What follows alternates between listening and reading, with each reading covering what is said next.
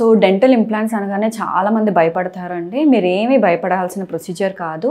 అది చాలా minor ప్రొసీజరే and pain కూడా ఏమీ జరగదు. ఓకే, ఎప్పుడైతే మీరు డెంటల్ ఇంప్లాంట్స్కి వెళ్దాం అనుకుంటున్నారో వెంటనే దానికి CBCT అని డాక్టర్ అడ్వైస్ చేస్తారు. అంటే దానివల్ల మీ ఎముక తాలూకా క్వాలిటీ ఎలా ఉంది, ఎంత విడ్త్ ఉంది, ఎంత హైట్ అవైలబుల్గా ఉంది అనే విషయం మనకు తెలుస్తుంది అనమాట. ఆ CTని బట్టి, ఆ CT స్కాన్ని బట్టి మనం ఇంప్లాంట్ అనేది సెలెక్ట్ చేస్తాం. ఇంప్లాంట్ అనేది ఇలా ఒక కంటైనర్లో వస్తుందన్నమాట.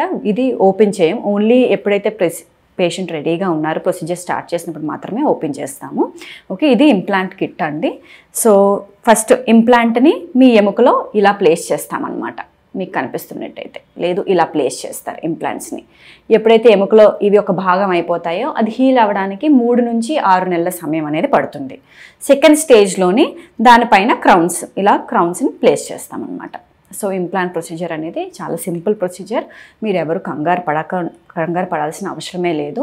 అండ్ ఇంప్లాంట్స్ అన్నవి ఒకవేళ మీకు డయాబెటీస్ కానీ లేకపోతే ఏ చిగురు సమస్యలు లేకపోతే మీ లైఫ్ లాంగ్ వస్తాయండి. లేదు డయాబెటీస్ కానీ లేకపోతే ఇంకేదైనా ఉంటే రెగ్యులర్ చెకప్స్తో మీరు ఇంప్లాంట్స్ చాలా రోజుల వరకు రాణించవచ్చు. సో డెంటల్ ఇంప్లాంట్స్ అనేవి ఖర్చుతో కూడుకున్నవి అని మీరు వింటారు.